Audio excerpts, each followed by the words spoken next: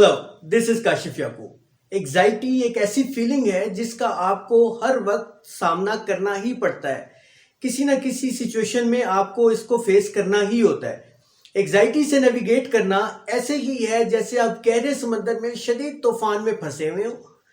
जिस तरह एक अच्छा मलाह अपनी कश्तियों को, अपने जहाज को उस सारे एनवायरनमेंट से, उस सारे तूफान से महफूज करता है और महफूज पानियों की तरफ लेके जाता है, पुरसकून पानियों की तरफ लेके जाता है, इसी तरह आप अपने अंदरूनी कंपस को तलाश कर सकते हैं और देख सकते हैं कि आप किस तरह अपनी अफरा तफरी की सिचुएशन में, अपनी एग्जाइटी की सिचुएशन में अपनी फीलिंग्स को, अपने जज्बात को मूव कर सकते हैं पुरसकून लम्हात की तरफ।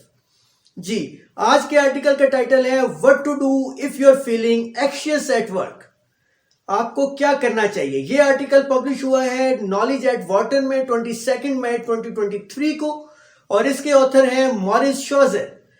इस आर्टिकल में बात की गई है 2 स्टेप्स की जिनको फॉलो करके आप अपनी एंग्शियस फीलिंग्स को, अपनी एंग्जाइटी की फीलिंग्स को कम कर सकते हैं और इंप्रूव कर सकते हैं, अपने आप को बेहतर कर सकते हैं, बेहतर परफॉर्म कर सकते हैं। वो 2 स्टेप्स कौन कौन से हैं? सबसे पहले, reframe your anxious feelings. Yes, reframe it to excitement.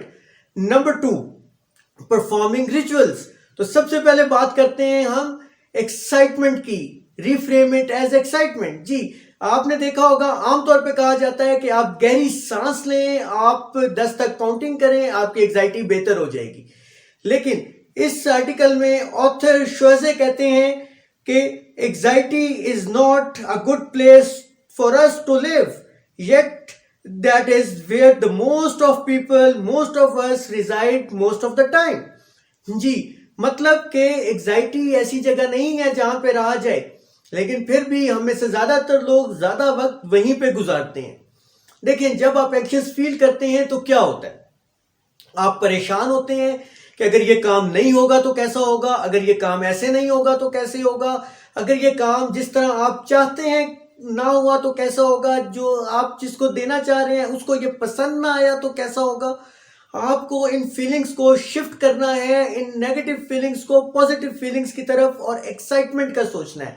अगर ये काम सही हो गया तो कैसा होगा। फॉर एग्जाम्पल, अगर आप प्रेजेंटेशन की बात कर रहे हैं तो अगर प्रेजेंटेशन अच्छी हो गई तो कैसा होगा, कैसा फील होगा। अगर आप निगोशिएशंस की बात कर रहे हैं तो अगर निगोशिएशंस बेहतर हो गई तो कैसा फील होगा, कामयाब हो गई तो कैसा फील होगा। तो आपको थ्रेट्स को चेंज करके अपॉर्चुनिटीज में बदलना है। दीपक चोपड़ा ने एक दफा कहा था, the best use of creativity is imagination and the worst use of creativity is anxiety. तो आपको इमेजिनेशन बेहतर करनी है, आपको पॉजिटिव सोचना है, अपॉर्चुनिटीज को सोचना है। Second is performing rituals. जी, रिचुअल्स बहुत अहम होते हैं जब आप एंग्शियस टाइम्स को कन्वर्ट कर रहे होते हैं, डाइवर्ट कर रहे होते हैं और नेविगेट कर रहे होते हैं। उनमें बहुत अहम रोल प्ले करते हैं। शोजे ने एक एक्सपेरिमेंट किया और उसने कुछ पार्टिसिपेंट्स लिए। उन पार्टिसिपेंट्स को करियोके गाने को कहा और उसके साथ उसकी पेमेंट भी डिसाइड की और ये कहा कि लेकिन पेमेंट मशरूत होगी परफॉर्मेंस के साथ, यानी जितनी एग्जाइटी कम होगी उतना बेहतर परफॉर्म होगा और बेहतर परफॉर्म होगा तो आपको पेमेंट मिलेगी। उस और उसके कोलीग ने एक एक्सपेरिमेंट, इसी एक्सपेरिमेंट के अंदर एक विर्चुअल इन्वेंट की और उस रिचुअल में क्या था कि सबको एक कागज दिया गया, उस कागज पे नमक फेंका गया और फिर कहा गया कि इसको छोटे छोटे हिस्सों में तकसीम कर दो। इससे लोगों की परफॉर्मेंस बेहतर हुई। देखा गया कि जिन लोगों ने ये रिचुअल परफॉर्म की है उन्होंने बेहतर परफॉर्मेंस दी है बनिस्बत उन लोगों के जिन्होंने ये परफॉर्म नहीं की। इसी एक्सपेरिमेंट को मुख्तलिफ टास्क के जरिए भी देखा गया। उन मुख्तलिफ टास्क में एक मैथ का टेस्ट भी था, लोगों को मैथ का टेस्ट दिया गया और देखा गया कि जिन्होंने परफॉर्म किया है उनका हार्ट रेट भी कम हुआ है, उनकी एग्जाइटी भी कम हुई है, उन्होंने बेहतर परफॉर्म किया। जी, तो शोजे इस नतीजे पे पहुंचा कि रिचुअल्स के जरिए आप हार्ट रेट कम कर सकते हैं, बजाय इसके कि आप सिर्फ ये कहते रहें कि calm down calm down. Calm down से हार्ट रेट कम नहीं होता बल्कि रिचुअल से हो जाता है।